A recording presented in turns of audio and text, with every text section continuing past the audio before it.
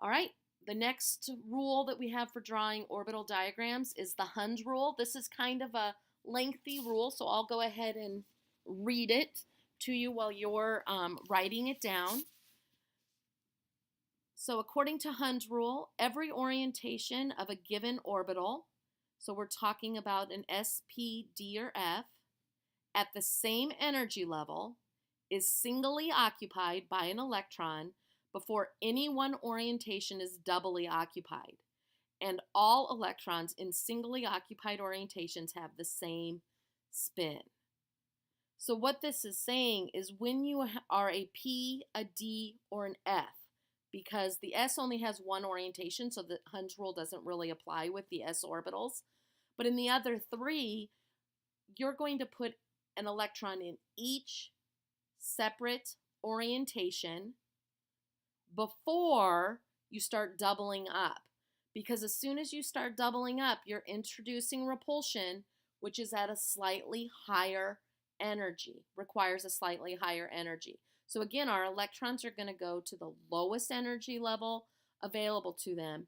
And when you have degenerate orbitals, meaning orbitals at the same energy level, same shape, different orientations, putting a single electron in each of those orientations before you double up is going to be preferable in terms of energy. I like to think of this in terms of the movie theater rule. So this is a kind of not great picture of 6 theater seats. I put boxes around them because what we're looking at is 3 orientations of a p orbital, and each of those orientations can hold 2 electrons. So we have 6 seats. So as people are coming into our theater, they're going to choose seats, and each person kind of represents an electron. All right, so let's see how this movie theater rule works. So the first person is going to come into an empty theater. They're going to find their seat, and they're going to sit down. The fact that they're sitting, I'm going to equate to being an up spin. So it would be an ms of plus 1/2. Now, if the next person comes in, would they choose a seat right next to this stranger?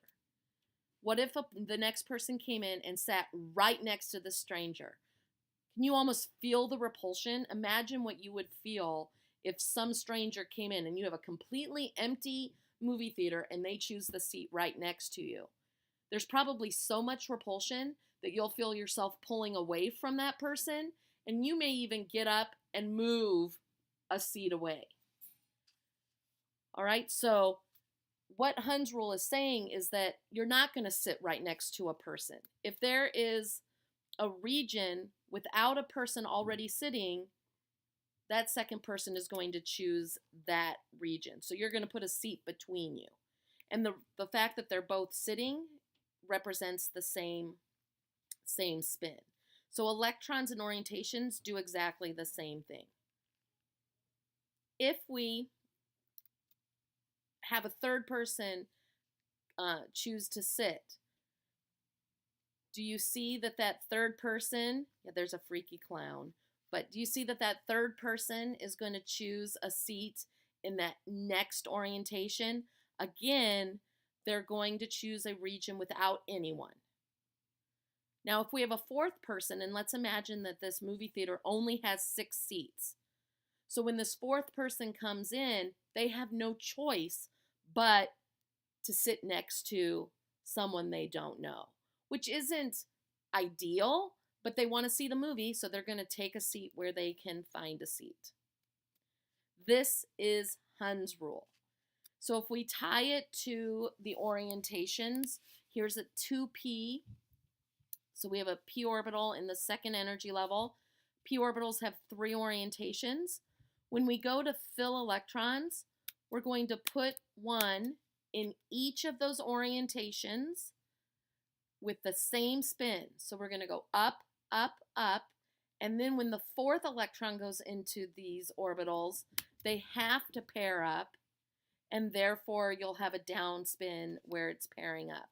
But this introduces repulsion, and this is a slightly higher energy than if an electron has its own region in space.